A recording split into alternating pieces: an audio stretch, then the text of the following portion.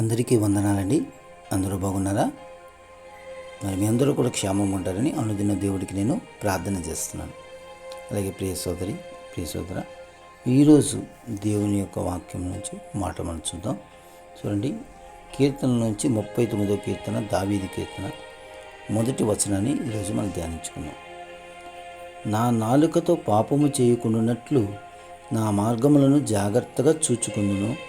భక్తిహీనులు నా ఎదుట ఉన్నప్పుడు నా నోటికి చిక్కము ఉంచుకుందును అనుకుంటుని. మరి ప్రియ సోదరి, ప్రియ సోదర, ఈరోజు దేవుడు మనకిస్తున్న మాట ఏంటంటే, నా నాలుకకు, నా నోటికి చిక్కము ఉంచుకుందును. అంటే చిక్కము ఉంచుకుందును అంటే చూడండి, నోరు ఏం చేస్తుంది? మాట్లాడుతుంది. నాలుకని మనం కంట్రోల్లో ఉంచుకోకపోతే అండి, నాలుకతో పాపము చేయకుండా ఉండాలంటే మనం ఏం చేయాలి? మన నోటికి చిక్కము. చూడండి, కరోనాలో మాస్క్ ఎలా అయితే ఎట్టుకున్నారో, మాస్క్ ఎట్టుకోవడం వల్ల ఏమండి ఎక్కువగా విస్తారమైన మాటలు తగ్గిపోయినాయి. మాటలు లేవు, గొడవలు లేవు, ఏమండి ఇంకా రకరకాల వాటి నుంచి ఎంతో జాగ్రత్తగా కలిగాము.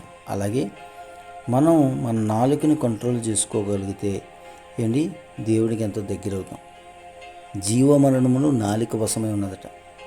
నాలిక అవయవంలో చాలా చిన్నదే, కానీ మన శరీరానంతటిని, మన ఆత్మని కూడా నరకాగ్ని తీసుకెళ్ళిపోయే శక్తి గలమైనటువంటి చాలా చిన్న అవయవం.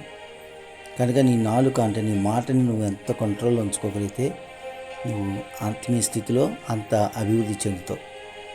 మరి ప్రియ సోదర, ప్రియ సోదరి, మరి నాలుకతో పాపము చేయకుండా ఉన్నట్లు మనం ఏం చేయాలట?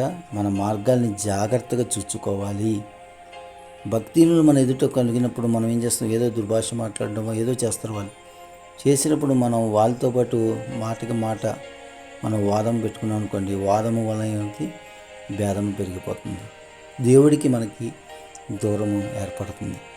కనుక ప్రియ సోదర, ప్రియ సోదరి, మనం సాధ్యమైనంత వరకు, అవకాశం ఉన్నంత వరకు మనం ఎంత మౌనంగా ఉండగలిగితే అంత మంచిది, ఎంత మంచిది. అందుకే మనం భక్తిహీనులు కనుక మనకి విరోధంగా మాట్లాడే ఎవరన్నా సరే మనం ఏం చేయాలంట? నోటికి చిక్కం ఉంచుకున్నాను అనుకుని నువ్వేం చేయాలి? మౌనం కలిగి ఉండాలి.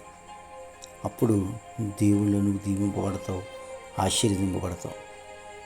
కనుక ప్రియ సోదరి, చూడండి, చిన్న లంగరు వాడంతని కూడా నడిపించేది ఆ చిన్న లంగరు. కనుక మన ఆత్మీయ స్థితిలో నడిపించేది మన నాలుక. మన నాలుకను మన కంట్రోల్లో ఉంచుకొని దేవుని యొక్క ఆశీర్వాదాలు పొందుకుందాం. అట్టి కృప దేవుడు మనకు అనుగ్రహించును గాక. ఆమేన్. అలాగే ప్రియ సోదర, సోదరి, మరి ఆడియో మెసేజ్ నచ్చినట్లయితే మరి కొందరు షేర్ చేసి దేవుని పరిచయంలో ఓడబడవలసిందిగా దేవుని పేరట ప్రేమపూర్వకంగా కోరుచున్నాను.